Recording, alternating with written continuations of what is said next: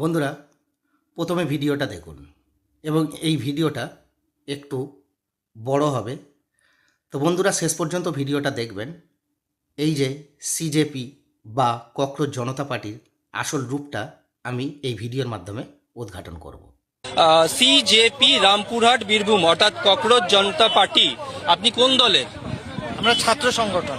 তো এখানে দেখতে পাচ্ছি ককরোচ জনতা পার্টি লেখা রয়েছে, আপনি কি ককরোচ জনতা পার্টির? হ্যাঁ, একদম। আমরা ককরোচ জনতা পার্টি, কিন্তু আমরা ছাত্র সংগঠনে আছি। আমরা পিসফুল প্রোটেস্টের জন্য এসেছি এখানে। কোন ছাত্র সংগঠন? আমরা ককরোচ জনতা পার্টিরই সংগঠনে এসেছি, কিন্তু আমরা ছাত্র সংগঠনে আছি। ছাত্র সংগঠনে আছেন, কিন্তু ছাত্র সংগঠনটা কে, কোন ছাত্র সংগঠন? ককরোচ জনতা পার্টি তো আর রাতারাতি তৈরি হলো না। হ্যাঁ, একদম। সেটা আমাদের সেটা আমাদের নির্দিষ্টভাবে, মানে আপনি কোন ছাত্র সংগঠনে আছেন আপনি জানেন না? সেটা আমরা ককরোচ জনতা পার্টির থেকে এসেছি, সিজেপি থেকে এসেছি। হ্যাঁ, কিন্তু আপনি বললেন না ছাত্র সংগঠন। ছাত্র সংগঠন, সেটা আমাদের ককরোচ জনতা পার্টি। ককরোচ জনতা পার্টির সংগঠন, এই ককরোচ জনতা পার্টির সংগঠন কি এর আগে এই বাংলার বুকে ছিল? সেটা আমাদের নিশ্চয়ই বল। মানে তুমি জানো না তুমি কোন সংগঠনের? তাহলে ভিডিওটা পুরো দেখলেন তো? ভিডিওটা দেখে কি বুঝতে পারলেন অবশ্যই সকলে কমেন্ট করে জানাবেন। এটা হচ্ছে পশ্চিমবাংলার ককরোচ জনতা পার্টি। নিজেরা ককরোচ জনতা পার্টির একটা জাস্ট ট্যাগ লাগিয়ে চলে এসছে, বলছে আমরা ককরোচ জনতা পার্টির সমর্থন, কিন্তু আমরা ছাত্র সংগঠনের লোক। কিন্তু কোন ছাত্র সংগঠনের লোক সেটাও বলতে পারছে না।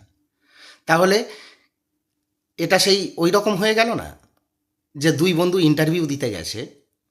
প্রথম বন্ধু যখন ইন্টারভিউ দিতে গেছে, তাকে যা যা কোয়েশ্চেন করেছিল যে একজন ভারতের স্বাধীনতা সংগ্রামীর নাম, কোন সালে ভারতবর্ষ স্বাধীন হয়েছিল, তখন সেই হুবহু কোশ্চেনগুলোকে যখন সে তার বন্ধু জিজ্ঞাসা করলো যে ইন্টারভিউতে কী জিজ্ঞাসা করা হয়েছিল, তখন সে সেইগুলোকে বলেছিল।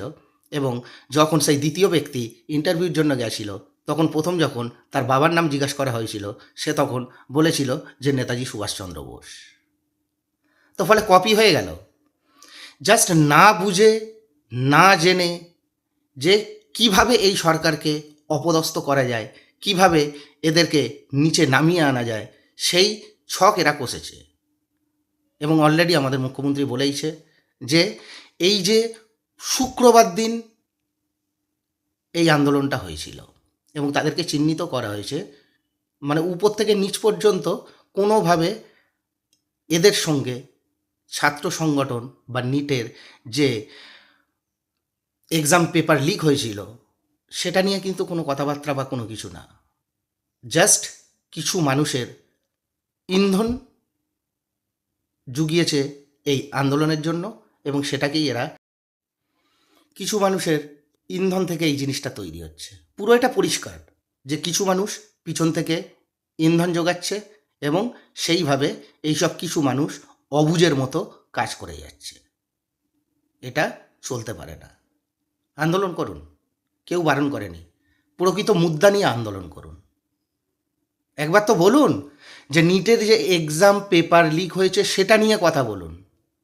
এই সরকার বেকার, এই সরকারে ওই মন্ত্রীকে পদত্যাগ করতে হবে, এই করেছে, ও ওই করেছে, এই সব মুদ্রা নিয়ে না। মেন যে মুদ্রা সেটা নিয়ে আন্দোলন করুন। অবশ্যই আমরা গণতান্ত্রিক রাষ্ট্রে বাস করি, ফলে আমরা আন্দোলন করতেই পারি, কিন্তু যে মুদ্রাটাকে নিয়ে আন্দোলন সেইটাকে করতে হবে আগে। এবং তার সাথে সাথে যে ছাত্র পরিষদ বা যেসব আমাদের ছাত্রমণ্ডলীরা আছে তারা করুক। কিছু জেহাদি লোকজন তাদের নিজেদের ফায়দা নেওয়ার জন্য কিছু মানুষকে সামনে এগিয়ে দিয়ে এই সব যে দুষ্কর্ম করে বেড়াচ্ছে, এর বিরুদ্ধে আমি তীব্র প্রতিবাদ করি। বন্ধুরা, ভিডিওটা অনেকটা বড় হয়ে গেল। যদি এই রকম ভিডিও ভালো লেগে থাকে, প্রকৃত প্রতিবাদের কথাবার্তা যদি ভালো লেগে থাকে, অবশ্যই এই ভিডিওটা শেয়ার করবেন। ধন্যবাদ।